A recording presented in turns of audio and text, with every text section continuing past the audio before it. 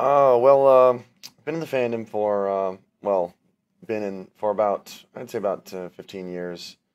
Been doing stand-up performances in the fandom for about 10 years. In fact, it's my 10th anniversary, so, it's been 10 years now. Um, I've been to almost practically every furry con that's ever been out there, at least at one point or another. Um, I've been on to, I think, around five, six different countries, all for fur cons, and met a lot of people. Met a lot of very interesting people in the fandom. Oh, two character. For a while I thought he was just an angry guy, or an angry griffin, whatever.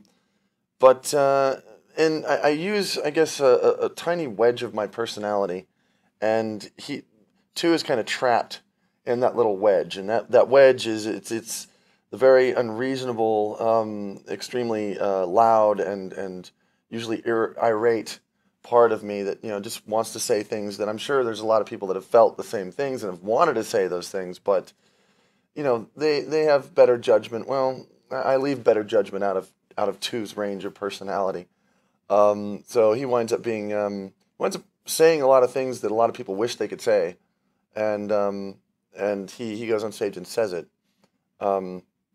I thought for a while that he was just angry, but I don't know. I'm starting to think that maybe he's kind of a frightened character. He almost seems more like he's frightened of the world and the people around him than just angry with them. If there's a little more depth to it, I'm not sure really, but that's the way he comes out. Kage's Uncle Kage's he's been a wonderful friend and a brilliant colleague over the years. First met him at a convention. He was doing stand-up performance, and I think I was scheduled also to do a stand-up performance, but kind of separate. We weren't doing it together.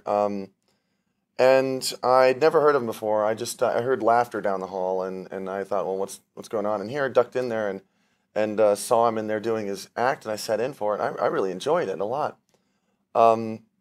He'd actually heard of me before, even though I hadn't heard of him, and he made a point to come up and say hello, and we talked for a little bit, and we kind of met and discussed a few things, about comedy and about the fandom, and we found out we had some similar ideas on it, and over the years it's been. I'm glad we're not enemies because we run into each other so much in the course of. He goes to so many conventions and I go to so many conventions, and almost anywhere in the world I'm at, I turn around and he's usually there somewhere. So I'm glad that we are friends, or it might have been a problem. But no, he's been great. He's been really great over the years. As part of making this documentary, I also wanted to learn what the fandom means to those that I interviewed, how it fits into their lives, and how they fit into it. The answers were both diverse and interesting to hear. At this point, furry for me has actually become less about furry. I mean, the fursuiting, all that stuff is amazing. But I have met so many people from so many different parts of the world. These people are all from different parts of the country, that it became less about furry and more about the culture, because we're all the same. We're all one group, but at the same time, we're extremely diverse. So I can meet somebody and he'll be from the National Guard, or he'll be from some other part of the country, and I've learned so much just being in the country and knowing about countries all over the world. I'm actually part of a program called Act for On Air, and that's an Australian furry podcast hosted by Creighton, and I write music and I submit it, and I'm part of the show. And I talk to him every now and then. I've got to stay up at 5 o'clock in the morning in order to talk to him. But those are my connections from furry. And like I said, it became less about furry and more just the fact that I have so many connections all over the world, and it's incredible. I very rarely intricate my furry life into real life. When I go home and I go to work, I'm not a furry. I don't act like it. I've got my own name. I don't try to implement it very often. Every now and then I might hint it. I've got a button right here. I wear this on my Fridays uniform, and the only reason why I do that is because I feel like it makes me kid friendly. But when the con's over and I'm not doing anything furry related, that's it. I'm a regular guy. To me, the furry fandom is a community of artists, performers, and just outright fans who think anthropomorphic animals are pretty cool. And the community is very much more than the sum of its parts, because there's this intangible sense of belonging that one gets out of participating in the community. And really, that's all every human being wants. They want to have a sense of belonging in a particular group.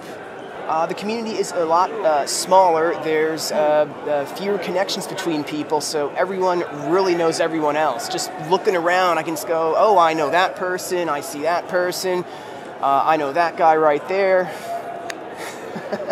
It's a very small, interconnected community, and it makes for a really great time at conventions, because you can go to a convention and see a bunch of people that you know. It really did shape my life all along. I went out to California for a summer job because of some furries out there that I gave my resume to. And now I'm on year 13 of that 3-month summer job. I never went back. I never even went back to school because of it. But, you know, I live with furries. I'm around them all the time. I work with furries. The company I work for hosts furry websites. I mean, it's just like, it's the whole life. It's not something I could just separate anymore. It's not, you know, there are some people that are more detached. You'll see people come and go from the fandom because it's not integrated into their lives. But I think there's a point where you get so involved in it because it is such a family that there is a point where you'll never be able to detach from it. And now it's even to the point where I feel more connected with a lot of my furry family than I do with my biological family because I'm around the furries a lot more. You know, it's okay for me to run around this furry convention in a costume, but I'm not going to, you know, do certain, you know, day-to-day activities all the time. It's fun every once in a while, but I don't, you know, I'm not go walk the dog in fursuit every morning or something, you know.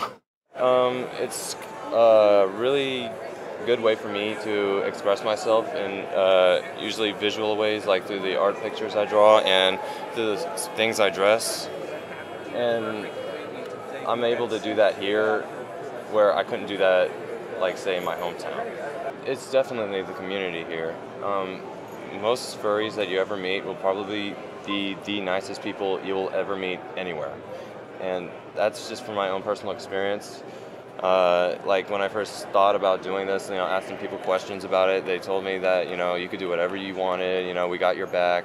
It's very supportive, and I've never really experienced that kind of thing anywhere else other than here. Well, obviously, when I'm, like, being a furry, I can be a little bit more goofy.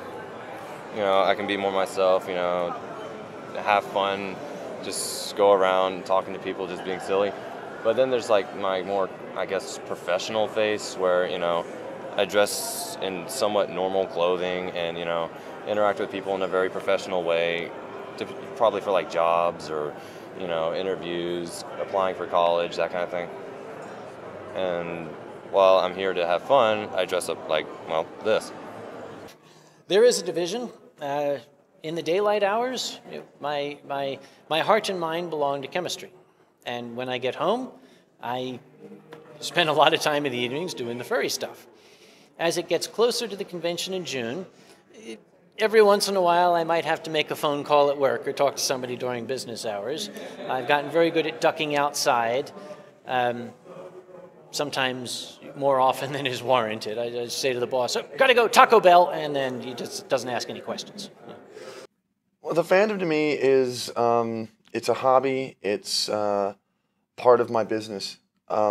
It's a lot of my friends are in the fandom. I care for the people in it pretty deeply because it's just been so good to me over the years. There are some people out there who are into it spiritually, and some people who get into their characters as a part of self-identity. I've never really done that myself. I kind of see it as a stage persona, I guess you could say, for when I'm performing on stage. But other than that, he's just kind of he's a cartoon character that I like to play with in my head sometimes, and you know, just think about and think about what he'd do and what he'd respond with and how he'd do things. And sometimes I'll wind up with something I can throw out in front of the crowd, and they'll enjoy it. You know, I suppose every now and then I'll be doing something, and just for my normal day, and I'll find myself, you know, either answering, responding, or doing something, and have to think, oh wow, that treaded into Two's bit of personality there. He's a piece of who I am, so I can't, I can't really shut him off when I'm not using him. But when I need him, you know, when I'm on stage or being the character, I can tend to shut off everything else around him. So it just kind of be him for a little while. The separation between them, I guess, you know, he's a small part of me. Just like I think people are made up of, you know, thousands of different little pieces and bits, and he's just one that has a name. One of the problems that the furry fandom faces is a strongly negative public perception. Due to sensationalist and speculative treatment by the mass media and internet groups such as Anonymous, the furry fandom has been made out to be one of paraphilia. It is often written off as a fetish, merely there to satisfy strange sexual needs.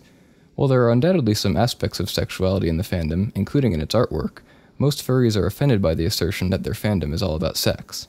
Human beings have sex. I don't understand why the media is particularly interested in that aspect of furry, because, I mean, we are just a slice of humanity as a whole. If they're going to be asking questions, they should really be asking, why are human beings having sex? But that probably isn't going to sell as many issues. The fandom is very open, and that is both a gift and a curse of the fandom. We give a place for people to express how they feel and what their own lifestyle is. You know, like I said earlier, there's so many people, different people here, and they all have different views, they have different cultures, they're from all over the world. That also means they also have different sexualities, different religions, and that becomes a very good part, it becomes a very bad part. It's great because we very rarely,